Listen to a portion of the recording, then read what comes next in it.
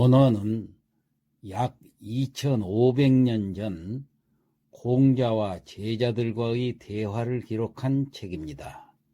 그 후 지구상에서 전무후무한 베스트셀러가 된 이 논어는 480문장 중에서 시대를 초월하여 지금까지도 변함없는 진리로 관통해온 명언이 약 200여 문장이나 됩니다. 이러한 명언은 국가의 정책 결정이나 인간의 생활, 처세, 입신에 막대한 영향을 끼쳐왔으며 오늘날에도 인생 문제를 해결하는 실마리가 됩니다. 즉, 논어에서 나오는 명언을 반복 음미한다면 현실을 직시하고 장래를 멀리 내다보는 선견지명이 싹트게 될 것이며 단 한 번뿐인 인생을 인간답게 살아갈 수 있는 길을 찾을 수 있게 될 것입니다. 그렇다면 이 논어를 어떻게 읽을 것인가? 논어의 첫 장인 하기편에 하기 시습지 불역여로라는 이 글귀 속에 담겨져 있습니다. 배우고 때때로 그것을 익히면 또한 기쁘지 아니한가라는 뜻처럼 10대에서 90대까지 살아가면서 이 논어를 때때로 익히고 배우는 시간이 인생의 지름길이라는 것을 자각하게 될 것입니다. 논어 읽기 시간입니다. 오늘 또 지난 시간에 이어서 8일편 15장과 16장을 살펴보도록 하겠습니다. 먼저 15장 자입 태묘 매사문하신데 자입 공자님께서 입 들어가셨어요. 어디로 들어가셨냐? 목적어가 나오죠. 태묘에 들어가셔서 태묘라는 것은 그 태조의 사당입니다. 태조라고 하면 누구를 말합니까? 주공을 말합니다. 예, 주문왕의 둘째 아들이죠. 첫째 아들이 무왕이 되었고, 그리고 이 무왕이 은나라 주왕을 멸하고 통일을 했죠. 이 주나라가. 그러니까 이 주공은 노나라 쪽으로 그쪽으로 이제 보내가지고 다스리도록 했습니다. 그래서 노나라에서는 공자님이 태어나신 그 노나라에서는 사당을 지었는데 그 사당을 태묘다, 대묘다, 혹은 태묘다 이렇게 얘기를 합니다. 그래서 이 태묘에 들어가셨는데 매사문이라 매사문 할 때 이게 매학매자 일사자 모든 일에 대해서 물을 문자 물어보셨다는 얘기예요. 그러니까 공자님이 제사 지내는 것에 대해서는 참 잘 아시는 분 아닙니까? 그런데도 공자님께서는 알지만은 아는 체를 하지 않고 자꾸 사람들에게 물어서 확인하면서 제사를 모셨다는 얘기예요. 이게 바로 이제 겸손한 공자님의 그 성품을 말씀드리는 거죠. 매사를 물어봤다. 그러니까 거기 보니까 혹왈, 그러니까 누군가 누군가 말을 했다는 얘기예요. 숙이 추인지자 지례호와 누구 숙자 말하자 누군가 말했어요. 추인지자, 여기서 추인지자라는 것은 추라는 것은 추나라 추자입니다. 그렇기 때문에 추나라 사람의 아들이다 그랬는데 왜 이 추나라 사람 아들은 누구를 가르치냐면 공자님을 추인지자라고 그랬습니다. 추나라 사람이라는 것은 추나라가 아니라 하나 읍입니다. 그래서 추읍 사람의 아들 바로 이제 공자를 가르치는데 왜 추인지자라고 했느냐 하면은 이 추가 바로 이제 추읍이라는 게 노나라에 공자님 태어나신 그 고을 노나라에 있는 읍이죠. 근데 공자의 아버지 그 숙량홀이 바로 이 읍에서 태어나가지고 대부를 지냈습니다. 그래서 공자님을 가리켜서 이 숙량홀 아들, 다시 말해서 추인의 아들이다. 이렇게 세간에서는 불렀어요. 그래서 추인지자다.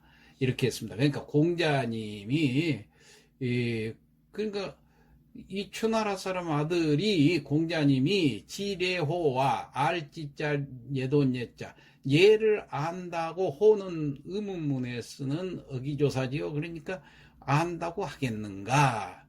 어떻게 예?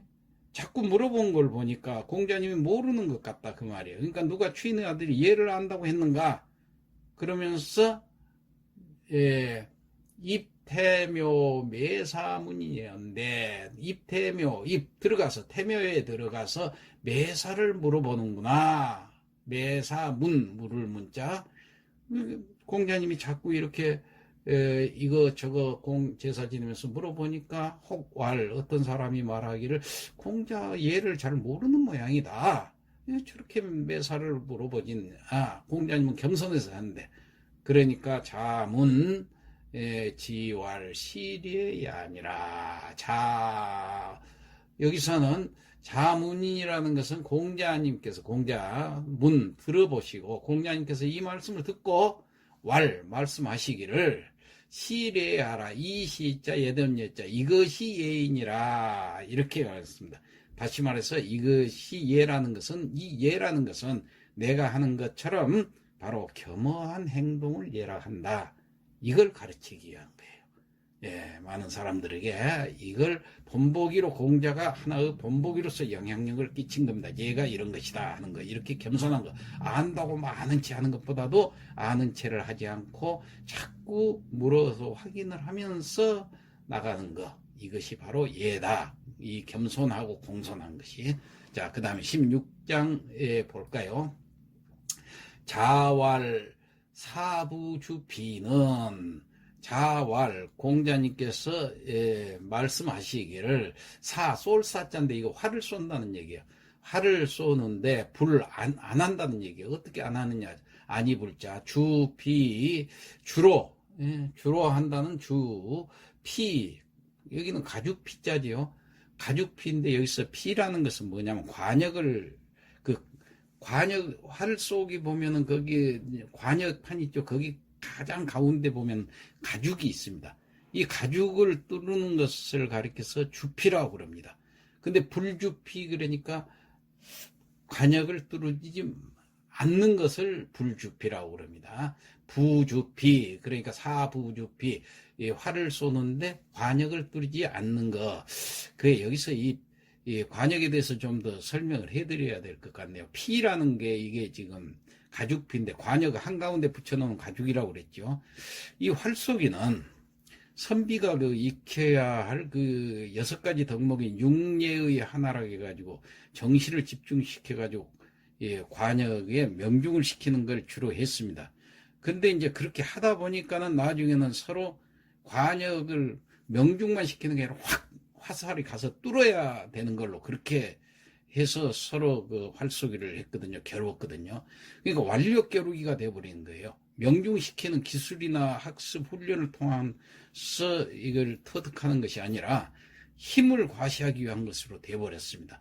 그래서 옛날 주나라가 융성해가지고 얘가 제대로 시행될 때는 주로 명중시키기를 했는데 공자님 때 와서는 주나라 이제 국력이 쇠퇴하고 막 열국이 바로 하고 하니까 전쟁이 일어나고 그러니까 이게 힘으로써 싸우는 것처럼 명중시키는 것보다는 관역의 가죽을 뚫어버리는 것까지 해야 이게 제대로 마치는 것이다. 이래가지고는 그랬습니다. 그래서 관역을 거기서는 우리말로 관역도 뚫을 관자 가죽 혁자를 써서 관혁을 우리말로 관역이라고 그런 거거든요.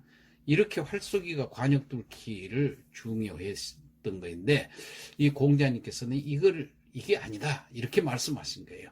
예, 그 다음 봅시다. 위력 동등관이 위력이라는 것은 하위자 힘력자 힘이라는 거예요. 힘을 발휘하는 것을 위력이라고 그러죠. 불동과 불 아니 불자 동 한 가지 동자 같지 않다는 얘기예요. 등급과자입니다. 등급이 같지 않은 거예요.